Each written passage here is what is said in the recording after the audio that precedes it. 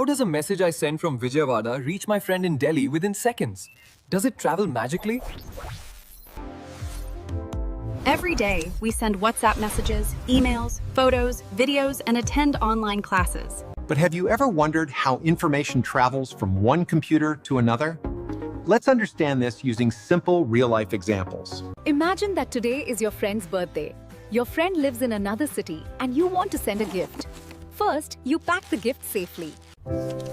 Next, you write your friend's address so the delivery service knows where to send it. You give the parcel to the nearest post office. The gift doesn't travel directly to your friend's house. It moves through multiple post offices before reaching the destination. After traveling through different routes, the gift reaches the friend safely. Computer networks work in almost the same way. Instead of sending gifts, computers send data. Instead of writing a home address, every computer has an IP address. Instead of post offices, routers decide the best path.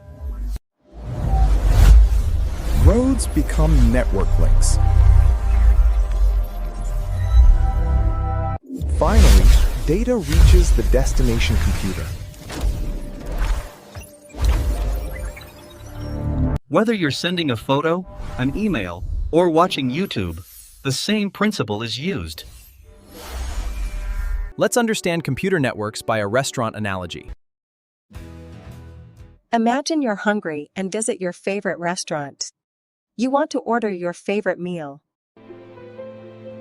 Although the process seems simple, it works very similarly to how a computer network operates. The waiter doesn't prepare the food.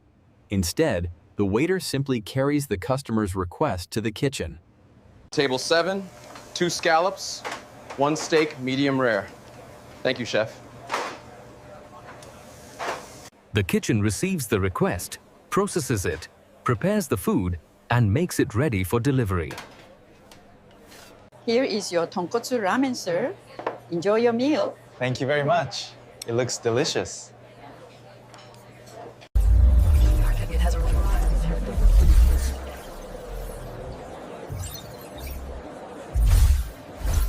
In a computer network, the customer is like a client, such as your laptop or mobile phone.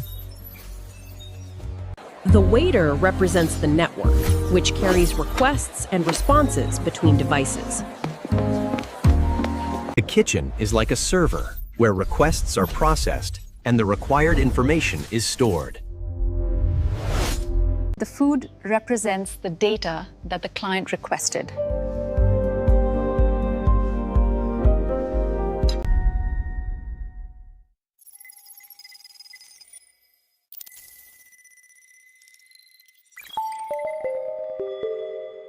A computer network is a collection of interconnected computers and devices that communicate with each other to share data, resources, and services.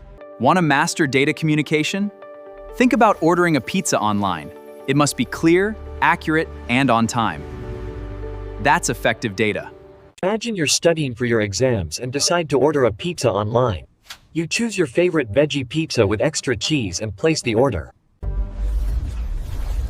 A successful pizza delivery depends on several important factors. These are the same factors required for effective. The first requirement is delivery. The delivery partner must deliver the pizza to your house. Not your neighbors. If the pizza reaches the wrong address, the delivery has failed.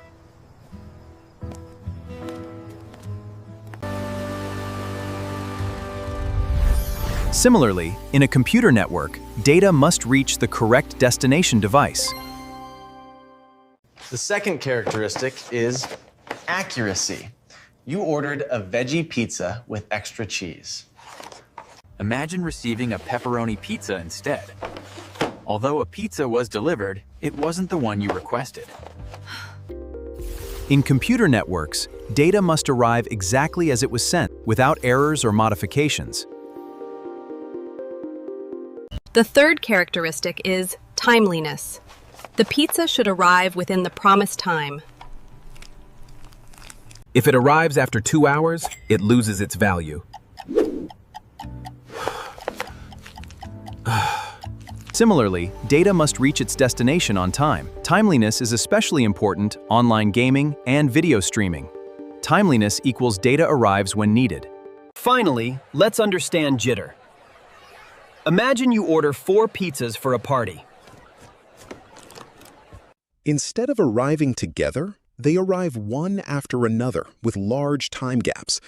Even though every pizza eventually arrives, the inconsistent delivery ruins the experience.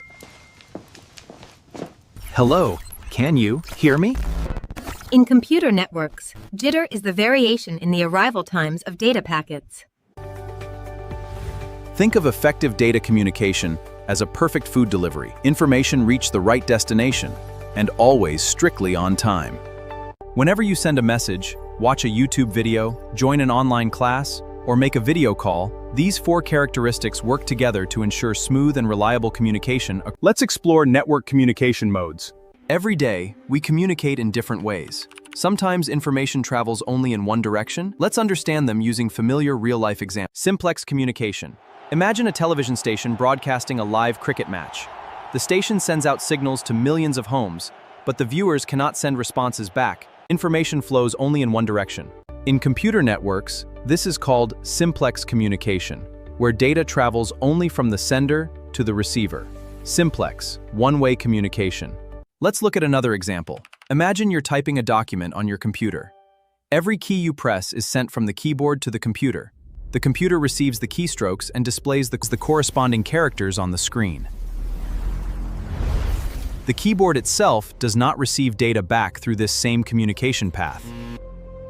Since communication flows only from the keyboard to the computer, this is also an example of simplex communication.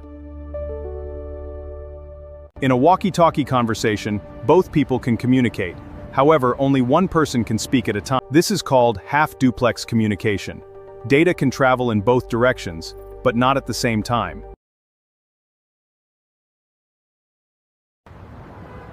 Unlike walkie-talkies, mobile phones allow both people to speak and listen at the same time. I totally agree. This is called full duplex communication. Data flows in both directions simultaneously. Full duplex, simultaneous two-way communication. Think of your daily mobile phone calls, high-definition video conferencing, or the modern switched Ethernet networks powering entire buildings. These are all examples of full duplex.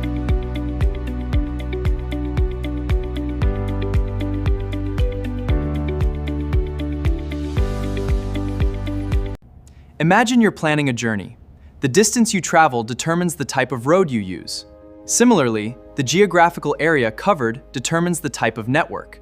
Let's understand LAN, MAN, and WAN using a simple road travel analogy.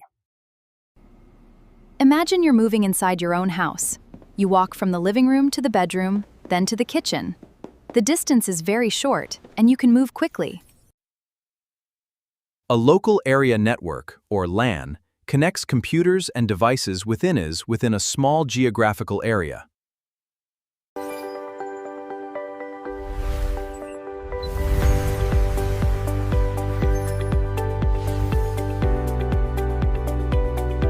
What if a university has several buildings on the same campus? Are they connected using a LAN or a MAN? Since all the buildings belong to the same organization and are connected through the university's private network, this is called a campus area network, or CAN. A CAN is generally considered a specialized type of LAN because it serves one organization within a limited geographic area. Now imagine traveling across your city. The journey is much longer than moving inside your house, but you're still within the same metropolitan area. A MAN allows organizations in different parts of the same city to communicate efficiently. Examples include government city networks, connecting multiple university campuses, and large cable TV networks. Suppose a university has its main campus, a medical college, a research center, and an innovation hub located in different parts of the same city. Since these geographically separated campuses are connected across the city, the network is a MAN. Now imagine traveling across states or even different countries. Such journeys cover hundreds or thousands of kilometers. A wide area network, or WAN, connects networks across states, countries, and continents. It enables global communication. A WAN, or Wide Area Network, connects computers across a large geographic area, spanning across different countries and continents. Examples include the Internet and global corporate networks. Suppose a university has campuses in Amaravati, Chennai, Pune, and Bhopal. Since these campuses are connected through the Internet, the network is called a WAN. LAN connects devices inside a single house. MAN spans across an entire city. WAN connects countries and continents. LAN connects local areas like your home, office, or university campus. MAN covers a larger citywide network, like cable TV or government links. Think of computer networks like road networks. A LAN is like moving inside your home or within a single campus. A MAN is like traveling across different parts of a city. A WAN is like traveling across states or countries. As the geographical distance increases, the network evolves from LAN to MAN and finally to WAN, enabling communication from a single room to the entire world.